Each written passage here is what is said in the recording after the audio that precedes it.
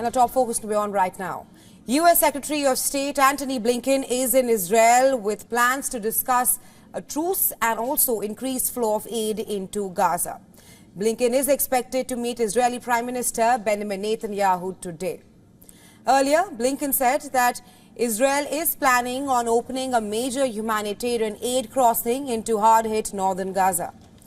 Blinken will visit the Kerem Shalom crossing and Ashdod port in the afternoon to examine humanitarian aid flowing through to Gaza. He added that he will press Netanyahu on Gaza aid measures and also ceasefire talks. The Israelis have put a strong proposal on the table. They've demonstrated that they're willing to compromise. And now it's on Hamas. And no more delays, no more excuses. The time to act is now. He will later meet with families of American hostages in Tel Aviv. However, hours before he landed in Israel, Prime Minister Netanyahu vowed to launch a ground offensive into Gaza's southernmost town of Rafah. And that too, with or without a deal to halt the fighting and release Israeli hostages. No ICC action will impact Israel's ironclad determination to achieve the goals of our war with Hamas terrorists. We will destroy Hamas's military and governing capabilities in Gaza. We will release all our hostages, and we will ensure that Gaza never poses a threat to Israel again. Netanyahu is facing pressure from far-right allies to reject a new Gaza ceasefire. If you decide to raise a white flag and cancel the order to occupy Rafah immediately in order to complete the task of destroying Hamas and to restore security to the residents of the South and to the citizens of Israel and to return all our abducted brothers and sisters to their home, the government headed by you will have no right to exist.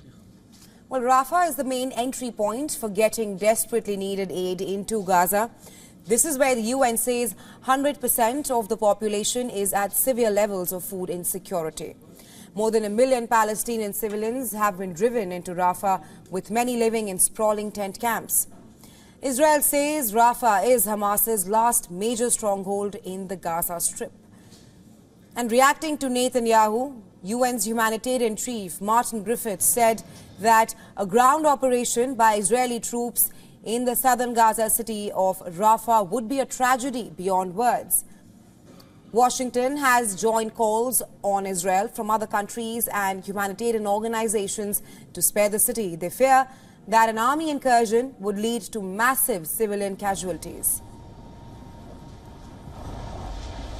Look, our views on Rafah, I think, are very well known. The president's been very clear about it. I've been clear about it and repeated it as recently as yesterday. Where our focus is right now, along with the humanitarian effort, our focus right now is on getting a ceasefire and hostages home.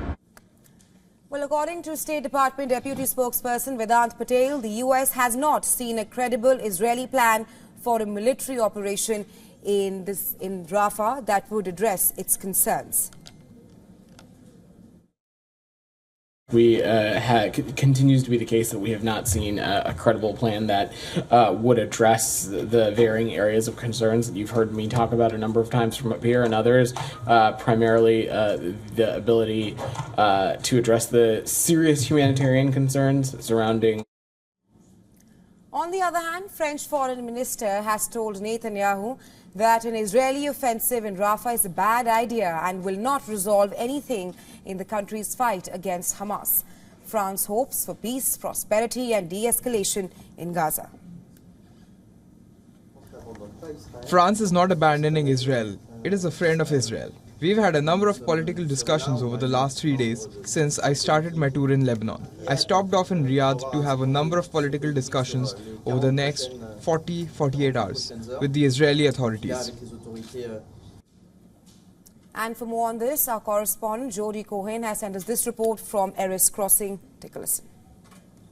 Now, on Secretary of State Blinken's visit to Israel today, remember this is his 7th visit to Israel since this war began. He's going to be in one of his stops visiting the new aid crossings to have a look at how the aid is going in and to speak to the authorities about how it's all being coordinated. He's also going to be talking about the potential hostage release and ceasefire deal between Hamas and Israel.